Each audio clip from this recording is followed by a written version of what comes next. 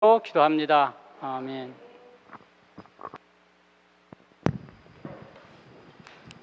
감사합니다. 자, 이제 우리가 매주마다 전도서를 통해서 인생을 배우고 있는데요. 오늘은 네 번째 시간입니다. 오늘 네 번째 삶의 모순, 그런 제목을 가지고 같이 말씀을 나누겠습니다. 제가 전도서를 준비하면서 아주 피부로 느끼는 것은 이 성경의 말씀들이 우리 삶의 구석구석까지 모든 것들을 다 이렇게 터치하고 있다고 하는 사실이에요. 삶의 때로는 이해할 수 없는 그런 문제들, 그런 것까지도 하나님께서 다 이 말씀에 기록해 놓으시고 그 말씀에 따라 이 삶의 문제들을 다 이렇게 해결받을 수 있도록 때에 따라 하나님께서 우리에게 지혜를 주신다라고 하는 사실을 이제 우리가 배우게 됩니다. 오늘 네 번째 시간인데 오늘 전도서 4장입니다. 같이 우리 함께 먼저 교독하시겠습니다. 내가 다시 해 아래에서 행하는 모든 학대를 살펴보았도다. 보라, 학대받는 자들의 눈물이로다. 그들에게 위로자가 없도다. 그들을 학대하는 자들의 손에는 권세가 있으나 그들에게는 위로자가 없도다. 그러므로 나는 아직 살아있는 산 자들보다 죽은 지 오랜 죽은 자들을 더 복되다 하였으며 이 둘보다도 아직 출생하지 아니하여 해 아래에서 행하는 악한 일을 보지 못한 자가 더 복되다 하였노라. 내가 또 본즉 사람이 모든 수고와 모든 재주로 말미암아 이웃에게 시기를 받으니 이것도 헛되어 바람을 잡는 것이로다. 오매자는 팔짱을 끼고 있으면서 자기의 몸만 축내는도다. 두 손에 가득하고 수고하며 바람을 잡는 것보다 한 손에만 가득하고 평온함이 더 나으니라. 내가 또다시 해 아래에서 헛된 것을 보았도다. 어떤 사람은 아들도 없고 형제도 없고 홀로 있으나 그의 모든 수고에는 끝이 없도다. 또 비록 그의 눈은 부요를 족하게 여기지 아니하면서 이르기를 내가 누구를 위하여는 이같이 수고하고 나를 위하여는 행복을 누리지 못하게 하는가 하여도 이것도 헛되어 불행한 노고로다. 아멘. 아멘. 예. 자, 오늘 어떤 문제를 다룬다고요? 삶의 모순. 여러분, 모순이 무슨 말인지 아시죠? 네.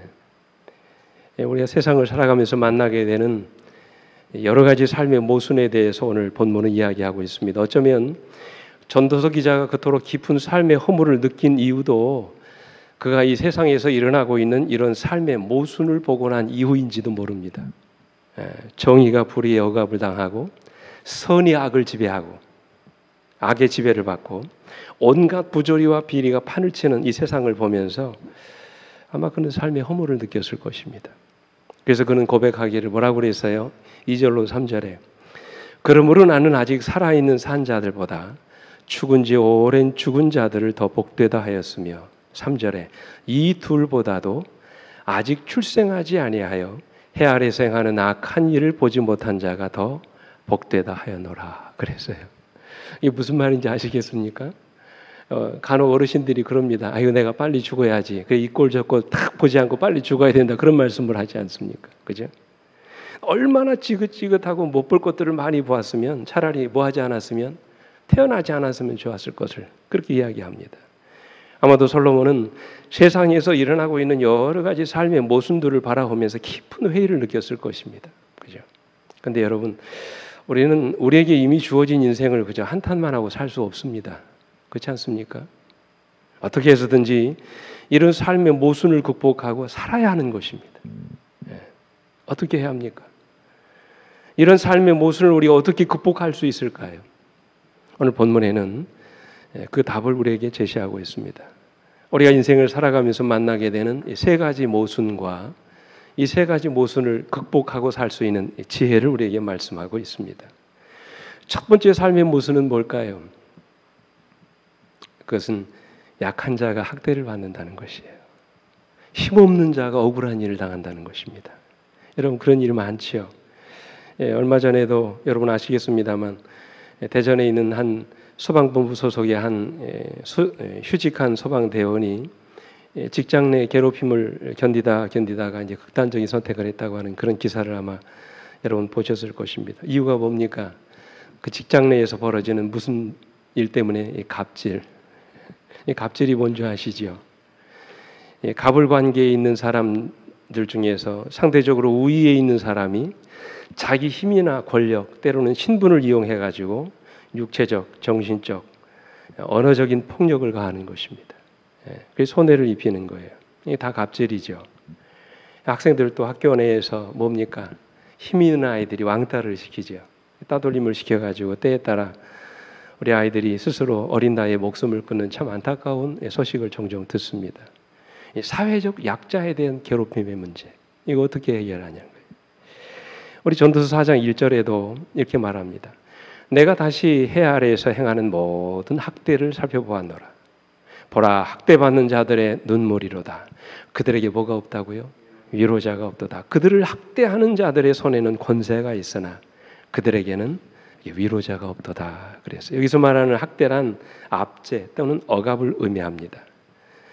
소위 강한 자들이나 힘센 자들, 권세 있는 자들에 의해서 저질러지고 있었던 여러 가지 괴롭힘, 오늘날로 말하면 사회적인 이런 갑질 모든 것들을 의미하는 것입니다. 그래서 공동번역에서는 이 학대받는 자들을 뭐라고 그랬냐면 억울한 일을 당한 자들, 그렇게 번역했어요. 그들이 억울한 일을 당해도 위로해 줄 사람이 없다는 말입니다. 누구 한 사람 나서서 그들의 억울함을 풀어주려고 하는 자들이 없다는 것입니다. 이 말은 그 당시 사회가 뭐를 버렸어요? 정의를 버렸다는 말씀이에요. 이 나라가 법에 따라 선과 악이 다스려지는 것이 아니라 힘 있는 자들에 의해서 횡포와 권력이 남용되고 있었던, 그래서 억울한 자들이 많이 있었다는 그런 이야기예요. 오늘 본문에서는 그 신분을 정확하게 밝히고 있지는 않지만 구약 성경에서 우리는 그런 예들을 얼마든지 발견할 수 있죠. 때에 따라 왕에 의해서, 어느 때는 종이 주인에 의해서, 때에 따라 가난한 자들이 부자들에 의해서, 때에 따라 과부나 고아들이 그 당시 사회의 주류를 이루고 있었던 힘 있는 자들에 의해서 그런 괴롭힘의 대상이 될 수 있습니다. 그들은 하나같이 자신의 권력을 가지고 약자들을 괴롭히며 학대했습니다. 백성들을 위로하고 돌봐줘야 될 책임이 있는 자들이 오히려 그들을 더욱 잔인하게 괴롭히고 힘들게 했던 것입니다. 문제는 이러한 일들이 솔로몬이 다스리고 있던 그 당시 이스라엘 민족들 사이에서 있었다는 것이에요. 성경은 이런 모든 학대를 뭐라고 합니까? 금하고 있습니다. 왜요? 모든 인간은 본질적으로 하나님의 형상으로 지음을 받은 고귀한 존재들이기 때문에 그렇습니다. 그래서 하나님은 가난하고 연약한 자들을 돕고 그들을 불쌍히 여기라고 말씀하십니다. 그들을 구제하고 도와주라고 명령하십니다. 그들에게 하는 것이고 누구에게 하는 거라고요? 나에게 하는 것이라고 주님이 분명히 말씀하셨어요. 그죠? 그럼에도 불구하고 그들 사이에서 힘없고 가난한 자들을 압제하는 일들이 자주 일어나고 있었던 것입니다. 솔로몬은 이스라엘 백성들 가운데서 이러한 학대와 괴롭힘의 죄악들이 끊임없이 일어나고 있는 그 모습을 보면서 삶의 허물을 느꼈어요. 여러분, 이스라엘 민족이 어떤 민족입니까? 네? 여러분, 이스라엘 민족이 인사하는 거하고 우리 민족 인사하는 거 같다는 거 아세요? 우리 아침에 인사할 때마다 뭐라고 하십니까? 안녕하세요 그러잖아요. 얼마나 이 나라가 적의 외적의 침입을 많이 받고 그냥 불안한 삶을 살았으면 밤사이 평안하세요. 이게 인사였어요. 마찬가지로 이스라엘 백성들도 만나면 어떻게 인사합니까? 샬롬 그렇게 인사합니다. 밤사이 평안하셨느냐는 거예요. 아주 불행한 민족이었습니다. 역사적으로 그들은 주변의 열강들에 의해서 수없이 많은 침략과 압제를 당하며 살아온 민족이었습니다. 그들이 얼마나 많은 세월 동안 고생하며 고통을 당했습니까? 이방의 압제와 핍박으로 하루도 편할 날이 없었어요. 근데 여러분, 이러한 이스라엘 민족이 똑같은 일을 힘없는 자기 동족들에게 하고 있었다는 말이에요. 얼마나 여러분 그 모습을 보고 이 솔로몬이 인생의 허물을 느꼈겠습니까? 옛말에 보고 배운다는 말이 있잖아요. 우리 지난 시기에도 제가 간단하게 말씀드렸습니다만 매일같이 술에 만취가 돼가지고 어머니를 구타하고 집안 살림을 부수고 살아가는 그 아빠, 그 아버지를 보고 자란 아들이 자랄 때는 뭐라고 어떻게 생각합니까? 나는 나중에 커서 절대로 아버지처럼 되지 말아야지 결심을 한다고 하잖아요. 그런데 어느 순간 다 자란 어른이 돼서는 아버지가 한 일을 똑같이 하더라는 것이죠. 왜요? 안 좋은 것도 자꾸 보면서 뭐합니까? 배운다는 것이죠. 그 순간에 우리가 뭐를 느껴요? 삶의 허물을 느낀다는 것이죠. 이런 삶의 모순을 어떻게 극복해야 합니까? 중요한 문제입니다. 여러분, 우리는 그럴지라도 우리는 하나님의 법을 실천하는 자들이 되셔야 합니다. 아무리 세상이 불의하고 비리가 판을 친다 할지라도 우리는 하나님의 말씀대로 살아가는 자들이 되어야 합니다. 나 한 사람이라도 정의의 편에 서서 압제와 학제당하는 자들을 돕는 자들이 되어야 합니다. 가난한 자들을 돌아보고 힘없고 무능한 자들에게 힘이 되어야 합니다. 이것이 오늘 우리가 해야 될 일이에요. 나 한 사람이라도 정직과 진실을 가까이 하고 거짓과 불의를 멀리해야 합니다. 그리고 나의 삶 속에 하나님의 법을 실천하려고 노력하는 자들이 되셔야 합니다. 근데 여러분, 중요한 질문을 한번 좀 드려볼게요. 만약에 내가 그러한 사회 부조리의 피해자라면, 내가 약자라면 여러분은 어떻게 하시겠습니까? 세상의 모순으로 인하여 내가 지금 그런 피해를 입고 있다면 여러분은 어떻게 하시겠습니까? 내가 지금 이 사회의 약자가 돼서 그런 사람들로부터 내가 어떤 피해를 당하고 있다면, 괴롭힘을 당하고 있다면 어떻게 해야 합니까? 대부분의 민중신학자들은 어떻게 말합니까? 그런 사회 부조리에 맞서 싸워 이겨야 한다고 얘기합니다. 교회가 적극적으로 사회에 참여해서 사회의 이런 모순을 바로 잡아야 된다고 얘기합니다. 요즘 말하면 그 사랑의 교회 누구처럼? 전광훈 목사처럼, 힘으로 안 되면 그냥 광장에 나가서 소리라도 질러야 된다는 거예요. 때로는 폭력을 동원하고 물리적인 힘을 이용해서라도 이 사회의 이런 부조리를 뿌리 뽑아야 한다고 주장합니다. 근데 여러분, 그건 성경의 방법이 아닙니다. 그죠? 하나님 분명히 말씀하셨어요. 그것은 하나님의 법이 아니라고 말씀하세요. 제가 한 번은 우리 아이들을 데리고 어렸을 때 저 전주에 있는 어느 한 여러분 잘 아시는 그 한 곳을 견학을 가는데 어느 한 큰 대형 교회였어요. 지금도 잊혀지지가 않습니다. 큰 대형 교회 앞에서 혼자서 피켓을 들고 서 있는 아이를 제가 봤어요. 앞에다가 이렇게 글씨를 써가지고 서 있었는데 그 피켓에는 뭐라고 했냐면 홍아무개 장로님은 나를 때리고도 전혀 사과를 하지 않았습니다. 그리고는 예배를 인도할 수 있습니까? 그러면서 이 피켓에 이 가슴띠에다가 뭐라 교회는 각성하라. 이렇게. 여러분, 우리 어떻게 해야 합니까? 이 소년처럼 가슴띠를 띠고 구호라도 외쳐야 될까요? 성경은 뭐라고 말씀하십니까? 로마서 12장 17절로 19절. 아무에게도 악을 악으로 갚지 말고 모든 사람 앞에서 선한 일을 도모하라. 18절. 할 수 있거든 너희로서는 모든 사람과 더불어 뭐 하라고요? 화목하라. 그러면서 뭐라고 말합니까? 16절, 19절에 내 사랑하는 자들아 너희가 친히 원수를 갚지 말고 하나님의 진노하심에 맡기라. 기록되었을 때 원수 갚는 것은 내게 있으니 내가 갚으리라 그랬어요. 우리는 그저 뭐 하라고요? 선한 일을 도모하라고요. 할 수만 있으면 모든 사람과 더불어 화목하라고 말씀하십니다. 억울한 일을 당하면 나에게 다 내려놓으라는 것이에요. 내가 갚아주겠다고 말씀하십니다. 그러면서 뭐라고 말씀하십니까? 내 원수가 줄이거든 먹이고 목마르거든 마시게 하라. 그래 함으로 내가 숯불을 그 머리에 쌓아놓으리라. 21절 같이 읽어볼까요? 시작. 악에게 지지 말고 선으로 악을 이기라. 그렇게 말씀하셨어요. 이미 고인이 되셨습니다만 우리나라 대통령 가운데 노벨상을 수상하신 분이 있죠. 누굽니까? 김대중 대통령입니다. 2000년에 이분이 이제 노벨상을 수상하셨는데 그분은 이 나라의 민주화를 위해서 젊음을 바친 분입니다. 남북 통일을 위해서 일생을 몸바쳐 헌신하신 분입니다. 이분이 하신 행적에 대해서는 각 사람들마다 어떤 생각이 다 다르시겠지만 저는 어떤 정치적인 이야기를 하려고 하는 것이 아니라 이분이 우리나라가 참 IMF로 인해서 어려움을 당할 때 이 나라를 국가 부도의 위기에서 건져내신 1등 공신이었죠. 그분이 돌아가셨을 때 많은 사람들이 그분의 죽음을 안타까워했어요. 이 나라가 참 위대한 지도자를 잃었다라고 한탄하는 그런 분들이 참 많았습니다. 근데 저는 그분이 살아오신 일생을 좀 돌아보면서 정말로 그분의 위대함이 다른 곳에 있다는 것을 알게 됐어요. 우리가 아는 것처럼 그분은 정말로 파란만장한 인생 역정을 살아오신 분입니다. 과거 군사정권에 맞서서 온갖 고문과 핍박을 받았던 분입니다. 20여 년의 세월 동안 감금되기도 했고요. 고문받으면서 몸이 불구가 됐잖아요. 절룩저룩합니다.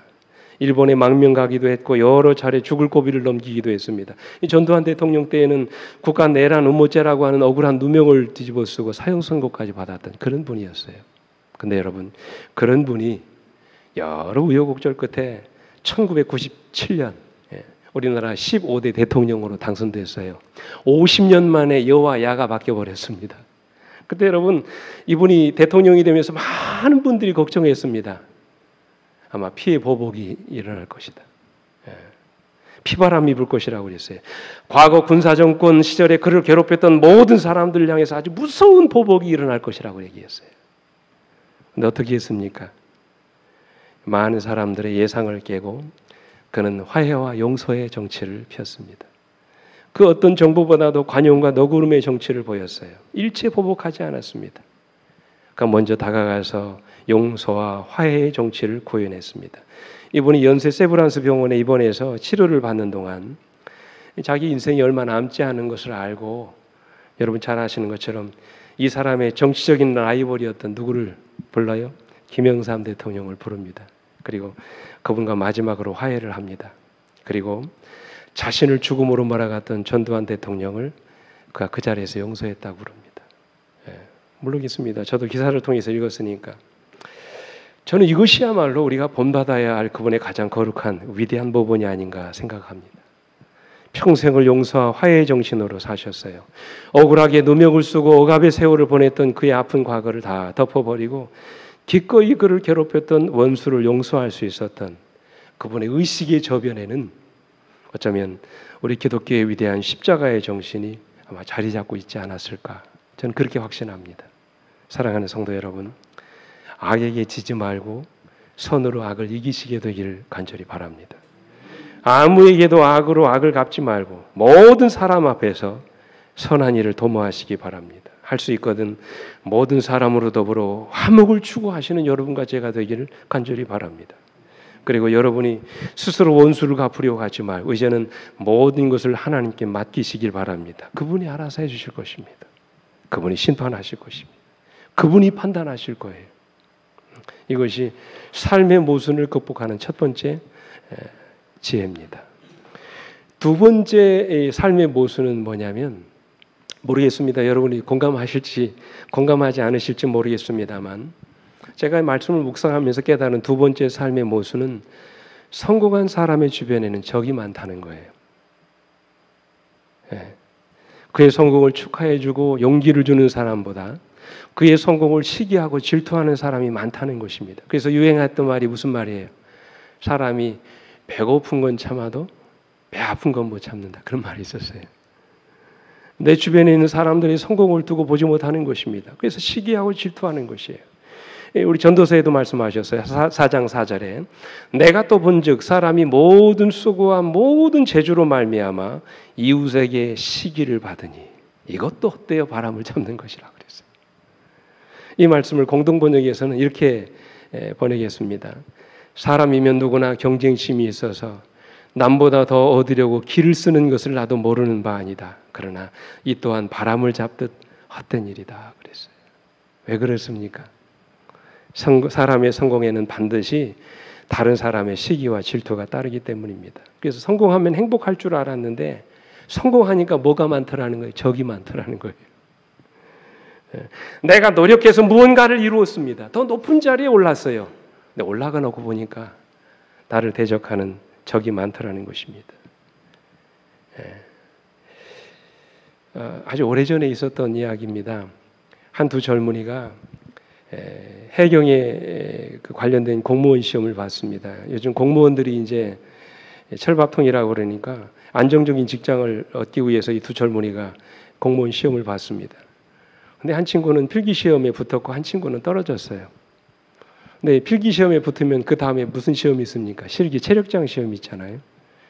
그래서 마지막 2차 시험인 체력시험장 시험이 남았어요. 그래서 체력 시험을 보는 날 좀 떨어진 친구가 시험장 입구까지 따라가가지고 그 친구에게 음료수 한 병을 내밀면서 그렇게 말하더랍니다. 얘야, 나는 떨어졌지만 너는 붙었으니 참 다행이다. 이거 마시고 힘내서 체력장도 붙고 훌륭한 해경이 되라. 그러면서 음료수를 주고 가더라는 거예요. 그래서 아무 생각 없이 음료수를 먹고 이제 운동을 하는데 그 음료수가 한약 재료로 만든 독극물이었다고 그래요. 이 음료수를 마신 친구가 체력장 시험을 보다가 이 근육이 이게 막 수축되고 몸에 이상이 생기니까 쓰러졌어요. 그래서 응급실에 실려갔는데 다행히 빨리 조치를 해서 생명은 건졌다고 그럽니다. 나중에 그가 먹은 음료수를 조사해 봤더니 그 속에 독극물이 들어 있었다는 거예요. 그래서 경찰이 그 친구를 붙잡아서 물었답니다. 왜 거기에다가 독극물을 넣었냐고 그랬더니 이 친구가 하는 말이 나는 떨어졌는데 저놈은부터 배가 아파서 그랬습니다. 그러더라는 거예요. 물론 극단적인 사례지만 이 땅에 사는 사람들의 보편적인 모습을 보여주는 한 가지 대표적인 사건이에요. 배 아픈 건 참아도 배 고픈 건 못 참는 배 고픈 건 참아도 배 아픈 건 못 참는 것입니다. 그래서 우리 속담에 사촌이 땅을 사면 뭐가 아파요? 배가 아픈 것이죠. 우리도 마찬가지예요. 옆 사람이 잘 되면 축복해 주지 못하고 어떻게 해서든지 끄집어 내리려고 합니다. 한국 사람이 가지고 있는 고질적인 병폐라는 것이죠. 남이 잘 되는 것을 보지 못하는 것입니다. 그래서 내 힘으로 뭔가를 이루었다고 해도 성공을 해도 항상 마음이 편하지가 않아요. 주변 사람들이 어떻게 생각할지 편하지 않는 것입니다. 어떻게 해야 합니까? 어떻게 하면 이런 삶의 모순을 극복할 수 있을까요? 그렇다고 해서 아무것도 하지 않을 수 없잖아요. 우리 전도서 4장 5절에 이렇게 말합니다. 우매자는 팔짱을 끼고 있으면서 자기의 몸만 축내는도다 그랬어요. 어리석은 사람은. 공동 번역은 이렇게 말합니다. 그렇다고 그죠? 성공한 사람이 시기와 질투를 받고 적이 많다고 팔짱을 끼고 놀다가 말라 죽을 수는 없는 일이지 않느냐 그 얘기예요. 그렇잖아요. 어리석은 일이라고 말씀하셨어요. 어떻게 해야 합니까? 6절을 보십시오. 보세요. 참 중요한 말이에요. 같이 읽겠습니다. 시작. 두 손에 가득하고 수고하며 바람을 잡는 것보다 한 손에만 가득하고 평온함이 더 나으니라 그랬어요. 이게 무슨 말입니까? 원문 그대로 직역하면 평온함이 가득한 한 손이 수고로 가득한 두 손보다 낫다.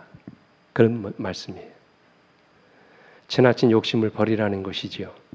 불필요한 경쟁을 피하라는 말입니다. 서로에 대해 잔인하고 비인간적인 경쟁을 하는 대신에 서로 자족하는 마음과 절제를 유지함으로 마음의 평안을 추구하라는 것입니다. 이 대표적인 한 이야기가 있습니다.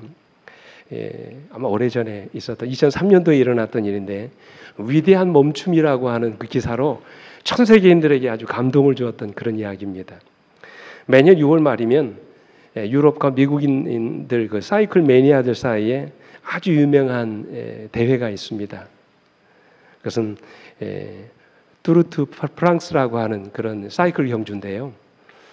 프랑스의 파리를 출발해가지고 알프스 산맥을 돕고 다시 이제 프랑스로 돌아오는 4천여 킬로미터의 아주 굉장히 긴 길을 사이클을 타고 제일 먼저 들어오는 사람에게 이제 상을 주는 그런 대회입니다. 인간의 한계를 이렇게 넘어서는 뛰어넘는 철인 경기입니다. 사나이 중에 사나이라고 하는 찬사와 함께 챔피언의 상징인 노란 셔츠를 입고 어디에 가든지 우승자로 아주 각별한 대접을 받는다고 합니다. 근데 이 대회에 5년 동안 줄곧 우승을 이렇게 했던 사람이 누구냐면 랜스 암스트롱이라고 하는 사람입니다. 여러분 암스트롱 노란 조끼 입은 사람입니다. 이 사람 5년 동안 사이클 경주에서 5년 동안 우승을 했어요. 근데 지난 2003년도 뚜르드 프랑스라고 하는 이 경주에서 1999년 이후에 내리 5년 동안 이 랜스 암스트롱이 한 번도 다른 사람에게 내주지 않고 우승을 했는데 이 사람이 뭐를 알았어요? 고환암이라고 하는 그 암을 앓았던 환자였습니다. 근데 불치병과 싸우면서도 대오연패라고 하는 위협을 달성한 참 위대한 선수입니다. 근데 여러분 2003년도 뚜르드 프랑스라고 하는 이 대회의 진정한 영웅은 암스트롱이 아니라 2위로 들어온 얀 율리히라고 하는 독일 선수였다고 합니다. 왜냐하면 그 당시 2003년도에 이 경주가 일어났을 때 그 당시 7월 22일입니다. 정확하게 15구간이라고 하는 그 구간을 이 암스트롱이 이렇게 경주하다가 구경으로 나온 어린아이의 가방에 걸려가지고 저렇게 쓰러집니다. 경주하다가 사이클 선수가 쓰러진 것입니다. 이 암스트롱에게는 절망적인 순간이었지만 만년 2위였던 율리에게는 지난 4년간의 좌절을 서력할 수 있는 절호의 기회였습니다. 그가 밟고 있던 페달만 그냥 밟고 달려가면 곧바로 우승할 수 있는 그런 절호의 기회였습니다. 많은 사람들이 율리의 역전 우승을 확신했습니다. 근데 그 순간에 뜻밖의 장면이 일어나지요. 어떻게 합니까?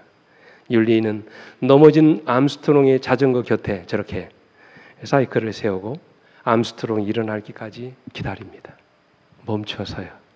그리고는 암스트롱이 일어나서 다시 페달을 밟기 시작했을 때 그제야 출발합니다. 결국 율리는 암스트롱에게 우승의 영광을 내주었고 자신은 만년 2위의 자리를 차지하게 됐던 것입니다. 그걸 가리켜 세상은 뭐라고 합니까? 위대한 멈춤. 그렇게 이야기하고 있어요. 대서특필로 진정한 우승자는 누구다? 율리이다. 사람들 그렇게 이야기합니다.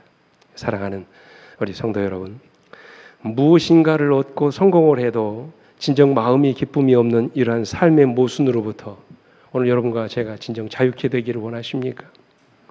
여러분의 마음을 사로잡고 있는 지나친 욕심을 내어버리시길 간절히 바랍니다.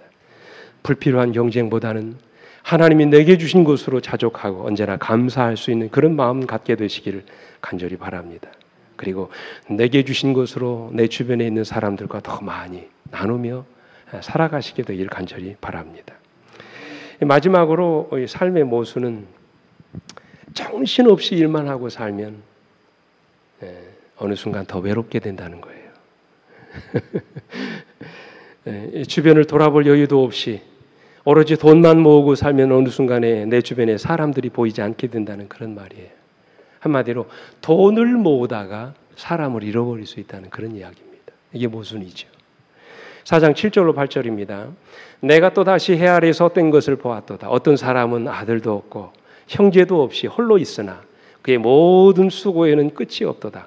또 비록 그의 눈은 부요를 족하게 여기지 아니하면서 이르기를 내가 누구를 위하여 여는 이같이 수고하고 나를 위하여는 행복을 누리지 못하게 하는가 하여도 이것도 헛되어 불행한 노고로다. 그래서 우리말 성경으로 하니까 마음에 썩 안 와닿지요. 좀 더 풀어서 공동번역이 이렇게 했습니다. 다시 한번 보십시오. 나는 다시 하늘 아래에서 벌어지는 또 하나 헛된 일을 살펴보았다. 아들도 형제도 아무도 없이 외톨이로 사는 사람이 있다.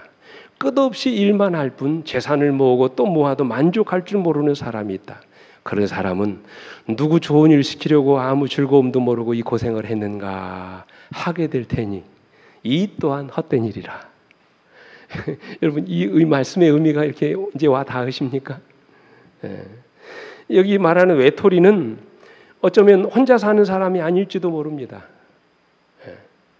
아무 가족도 돌아볼 자식도 없는 그런 사람이 아니라는 말이에요. 오늘 본문에 나오는 이 외톨이란 그저 돈 벌고 성공을 얻기 위해서 주변 돌아볼 여유도 없이 앞만 바라보고 살아온 사람들을 말합니다. 그런데 정작 자신이 원하는 것을 얻었는데도 내가 그토록 원했던 성공을 이루었는데도 내 삶이 행복하지 않더라는 것이에요. 왜 그럴까요? 자신의 성공을 함께 나눌 뭐가 없더라는 거예요?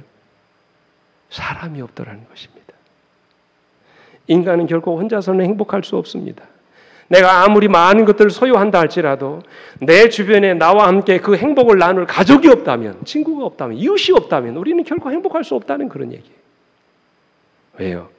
하나님이 우리를 그렇게 만들어 놓으셨기 때문에 그렇습니다. 그래서 사람을 무슨 동물이라고 그래요? 사회적인 동물이라고 그러지 않습니까? 그러므로 여러분 결코 혼자서는 행복할 수 없습니다. 서로 사랑하며 그 안에서 행복을 누리도록 우리 인간은 만들어진 것입니다.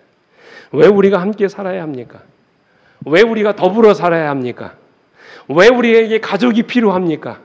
왜 우리에게 이런 믿음의 공동체가 필요합니까? 전도서 기자는 이렇게 이야기합니다. 그 유명한 말씀, 두 사람이 한 사람보다 나음은 그들이 수고함으로 좋은 상을 얻을 것임이라. 혹시 그들이 넘어지면 하나가 그 동물을 붙들어 일으키려니와 그랬어요. 여러분 왜 우리가 같이 살아야 돼요? 왜 이런 믿음의 공동체를 이루고 살아야 합니까? 혼자서는 자주 넘어지기 쉽기 때문에 그래요. 그래서 유대인의 속담 가운데 그런 얘기가 있습니다. 친구가 없는 사람은 오른손을 잃은 왼손과 같다 그랬어요. 그 우리 동료가 필요한 것입니다. 친구가 필요한 것이에요. 여러분 누가 진정 강한 사람입니까? 누군가 곁에서 나를 붙잡아 줄 수 있는 사람이 있는 사람, 그 사람이 진정 강한 사람이에요. 그래서 하나님이 우리에게 공동체를 이루도록, 가정을 이루도록 이렇게 우리 하나님께서 만드신 것입니다. 또 우리가 왜 같이 살아야 합니까? 서로에게 위로와 격려가 필요하기 때문에 그래요. 11절의 말씀 보십시오. 또 두 사람이 함께 누우면 따뜻하거니와 한 사람이면 어찌 따뜻하랴 그랬어요. 이 전도서의 이 구절은 팔레스타인의 기후를 안다면 우리가 이해할 수 있습니다. 팔레스타인은 낮과 밤의 일교차가 굉장히 큽니다. 낮에 뜨거울 때는 45도까지 올라가고요. 밤에 추울 때는 영하 5도까지 내려간대요. 50도를 넘나드는 굉장히 추위와 더위를 함께 경험할 수 있는 그런 지방입니다. 근데 그 넓은 광야에서 목축 보는 사람들이 다 어디서 잡니까? 밖에서 자잖아요. 근데 밤에는 뼈를 깎는 추위가 몰려오게 되고 그 추위를 이기려면 반드시 살을 맞대고 서로의 체온을 견딜 수 있는 친구가 필요하다는 것입니다. 그래서 여러분 고슴도치도 겨울이 되면 가시를 내리고 서로 온기를 느끼면서 겨울을 난다고 하잖아요. 삭막한 세상에서 서로에게 위로와 격려가 필요하다는 그런 말씀이에요. 제가 오래전에 읽었던 그 박동규 교수 이분의 그 책 가운데 제가 그런 글을 읽고 참 감동을 받았어요. 제가 한번 읽어드려 볼게요. 이 마지막으로. 내가 초등학교 6학년 때 6.25 전쟁이 일어났다. 전쟁 때 이야기입니다. 아버지는 내 머리를 쓰다듬으며 어머님 말씀 잘 듣고 집 잘 지키고 있어 하시고는 한강을 넘어 남쪽으로 가셨다. 그 당시 내 동생은 5살이었고 남동생은 젖먹이였다. 인민군 치하에서 한 달이 넘게 고생하며 살아도 국군은 오지 않았다. 어머니는 견디다 못해서 아버지를 따라 남쪽으로 가자고 하셨다. 일주일 걸려 겨우 걸어서 닿은 곳은 평택 옆 어느 바닷가 조그만 마을이었다. 우리는 어느 집 흙담 옆 골목길 가만히 두 장을 주워 펴놓고 잤다. 먹을 것이 없었던 우리는 개천에 가서 작은 새우를 잡아 담장에 넝쿨을 뻗은 호박잎을 따서 죽처럼 끓여서 먹었다. 3일째 되던 날 담장 안집 여주인이 나와서 우리가 호박잎을 너무 따서 호박이 열리지 않는다고 다른 데 가서 자라고 했다. 우리 힘으로는 도저히 남쪽으로 내려갈 수 없으니 다시 서울로 돌아가자고 하셔서 우리는 다시 서울로 돌아갔다. 다음 날 새벽 어머니는 소중하게 아끼던 재봉틀을 들고 나가서 쌀을 받고 오셨다. 쌀자루에 끈을 메어서 나에게 지우시고 어머니는 어린 동생과 보따리를 들고 서울로 다시 돌아오게 되었다. 이제 평택에서 서울로 돌아오는 이야기입니다. 잘 들어보십시오. 평택에서 수원으로 오는 산길로 접어들어 한참을 가고 있을 때 젊은 청년이 무겁지? 내가 좀 져줄게 라고 하였다. 쌀자루를 짊어진 청년의 발길이 빨랐다. 한참을 가다가 갈라지는 길이 나왔다. 나는 어머니를 놓칠까 봐 아저씨 여기 내려주세요. 어머니를 기다려야 해요 하였다. 그러나 청년은 내 말을 듣는 둥 마는 둥 그냥 따라와 하고 가버렸다. 청년을 따라가면 어머니를 잃을 것 같고 그냥 앉아있으면 쌀을 잃을 것 같았다. 당황해서 큰 소리로 못 보이나 아저씨하고 불렀지만 청년은 뒤도 돌아보지 않고 가버렸다. 나는 그 자리에 주저앉아 그대로 울어버렸다. 1시간쯤 지났을 즈음 어머니가 동생을 데리고 오셨다. 길가에 울고 있는 나를 보시더니 쌀자루는 어디 갔니? 하고 물으셨다. 나는 청년이 져준다면서 쌀자루를 쥐고 저 길로 갔는데 어머니를 놓칠까 봐 그냥 앉아 있었다고 했다. 어떤 일이 일어났을까요? 순간 어머니는 한참 있더니 갑자기 내 머리를 껴안고 내 아들이 영리하고 똑똑해서 애미를 잃지 않았네 하시며 우셨다. 그날 밤 우리는 조금 더 걸어가 어느 농가 마을 위에서 자게 되었다. 어머니는 어디에 가셔서 새끼손가락만한 삶은 고구마 2개를 얻어오셔서 내 입에 넣어주시고는 내 아들이 영리하고 똑똑해서 아버지를 볼 낯이 있지 하시면서 또 우셨다. 이 책의 끝마무리에 이렇게 박동규 교수는 이렇게 이야기합니다. 그런 위기 상황에 생명줄 같았던 쌀을 바보같이 다 잃고 누워있는 나를 영리하고 똑똑한 아들이라고 칭찬해 주시다니 그 어머니에게 영리하고 똑똑한 아이가 되는 것이 내 유일한 소원이 되었다. 내가 공부를 하게 된 것도 결국은 어머니에게 기쁨을 드리고자 하는 소박한 욕망이 그 토양이었음을 고백하지 않을 수 없다. 그랬어요. 이 어머니의 칭찬 한마디가 이 사람을 서울대학 교수가 되게 한 것입니다. 이처럼 우리에게도 서로에게 위로와 격려가 필요한 거예요. 같이 사는 이유가 바로 거기 있다는 것이죠. 서로에게 위로를 하고 용기를 주기 위해서. 마지막 가장 중요한 이유가 뭔지 아세요? 견디기 위해서입니다. 이 험난한 세상. 12절에 보십시오. 한 사람이면 패하겠거니와 두 사람이면 맞설 수 있나니 몇 겹줄은요? 세 겹줄은 쉽게 끊어지지 아니하느니라. 어느 주석가가 이 부분을 이렇게 주석했더라고요. 너와 내가 함께하면 누가 함께 하신다? 하나님. 그래서 세 겹줄이라는 거예요. 좀 신학적으로는 조금 문제가 있습니다만 어쨌든 주의 이름으로 모인 이 두세 사람이 주의 이름으로 모인 곳에 누가 계시다고요? 하나님도 함께 계신다라고 말씀을 하셨어요. 저는 한 이야기만 드리고 말씀을 마칠까 합니다. 오래전에 우리 KBS에서 방영됐던 동화 행복한 세상 중에 나오는 이야기. 제가 꽤 오래전에 우리 교회 밴드에 올렸던 그런 이야기인데 제목은 세상에서 가장 아름다운 모습입니다. 남편과 사별하고 딸 하나를 키우는 어머니가 있었습니다. 작은 분식집을 하면서 어렵게 살았지만 딸을 위해서 최선을 다했습니다. 이 딸이 고등학교 됐는데 대학을 가는데 딸이 어디를 간다면 미대를 간다는 것입니다. 미술 공부를 가르칠 형편은 안 됐지만 딸아이가 미술에 소질이 있는 것 같고 해가지고 학원비를 댈 거 걱정이었지만 보냈어요. 근데 어느 날 장대비가 쏟아지는 날이었습니다. 깜짝 놀라서 자기 딸이 비를 쫄딱 맞고 올 것 같아가지고 이제 일을 하다 말고 우산을 챙겨서 급히 학원으로 달려갑니다. 근데 막상 도착하고 나니까 엄마가 무슨 옷을 그냥 입고 온 거예요? 앞치마, 일하던 복장을 그대로 입고 온 것입니다. 자기 행색을 보니 앞자루에 앞치마에 밀가루가 덕지덕지 붙어있고 옷차림이 말이 아니었습니다. 혹시라도 예민한 딸아이가 엄마 부끄럽게 생각하지 않을까 참 걱정이 됐었어요. 근데 2층에서 딸이 내다보고 있는 것입니다. 엄마가 손을 흔들었어요. 근데 딸아이가 고개를 돌리더니 나타나지도 않는 것입니다. 오랫동안 기다려도 나오지 않는 것입니다. 엄마는 그날 그냥 발길을 돌리고 말았습니다. 엄마는 미안하기도 하고 속상하기도 하고 해서 그냥 학원에 가지 않은 것처럼 그냥 내심 그렇게 가슴에 삭히고 그냥 지나가 버렸습니다. 근데 여러분 한 달 후에 학원에서 연락이 왔습니다. 미술 전시회에 딸의 그림이 뽑혀가지고 상을 받으니까 오라는 것입니다. 엄마한테. 근데 가서 보니까 그 딸이 특상을 받았는데 그 작품의 제목이 세상에서 가장 아름다운 모습이었어요. 그것은 바로 그날 우산을 들고 서 있는 엄마의 모습을 이 딸아이가 그린 것입니다. 엄마는 딸아이가 자기를 보고 부끄러워서 창피해가지고 안 나온 줄 알았는데 그 비 오는 날 자기를 기다리는 엄마의 모습에 너무 감동을 받아서 딸아이가 엄마 볼 생각만 않고 그냥 가가지고 못 그린 거예요. 엄마의 모습을 스케치하다가 그림을 그렸던 것입니다. 그 그림이 무엇보다고 특상을 받은 것이에요. 그러나 엄마를 보고 이 딸아이가 얼싸안고 기쁨의 눈물을 흘렸어요. 행복한 모녀의 이야기예요. 그렇습니다, 여러분. 함께 있어야 행복한 것이지요. 우리가 사는 세상에 여러 가지 모순이 있는 것이 사실이지만 그렇기 때문에 우리가 함께 있어야 하는 것입니다. 힘든 세상 서로에게 용기가 되고 위로가 되는 그런 만남을 이어가시게 되기를 간절히 바랍니다. 사람을 귀하게 여기고 서로 사랑하며 살아가는 여러분과 제가 되기를 간절히 바랍니다. 은금을 얻는다 할지라도 사람을 잃어버리면 우리는 모든 것을 잃어버리는 것입니다. 여러분 기억하십시오. 사람이 우선입니다.